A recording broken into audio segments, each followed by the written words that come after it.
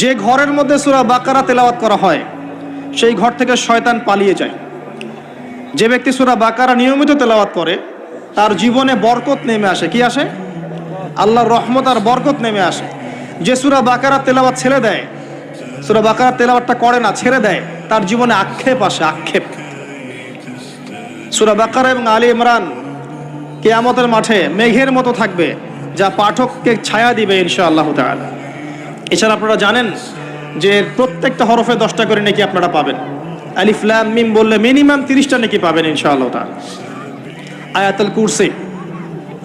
আয়াতুল কুরসি প্রত্যেক ফরজ নামাজের পর একবার করে যে পাঠ করবে, মৃত্যু ব্যতীত এই ব্যক্তির জান্নাতে যাওয়ার কোনো বাধা নাই। মৃত্যুবরণ করলেই জান্নাত ইনশাআল্লাহ তাআলা। আরেকটা আমল বলে দেই, সূরাতুল বাকারা এর শেষের 3টা আয়াত। আমাদের নবী সাল্লাল্লাহু আলাইহি ওয়াসাল্লাম মেরাজে গিয়েছিলেন। মেরাজে নবী সাল্লাল্লাহু আলাইহি ওয়াসাল্লামকে আল্লাহ পাক 3টা হাদিয়া দিয়েছেন স্পেশাল। কয়টা? তার প্রথমটা হচ্ছে 50 ওয়াক্ত সালাত, যেটাকে আমরা এখন 5 ওয়াক্ত পড়ি, কিন্তু নেকি হবে 50 ওয়াক্তের। যে 5 ওয়াক্ত পড়ে 50 ওয়াক্তের নেকি হবে ইনশাআল্লাহ। এই উম্মতের যে কেউ যে কোনো ভালো কাজ করলেই 10 দিয়ে গুণ করা হবে ইনশাআল্লাহ। 1 টাকা দান করেছেন 10 টাকার নেকি পাবেন মিনিমাম। একটা ভালো কথা বলেছেন 10টা ভালো কথার নেকি পাবেন ইনশাআল্লাহ। একটা রোজা রেখেছেন 10টার নেকি পাবেন ইনশাআল্লাহ।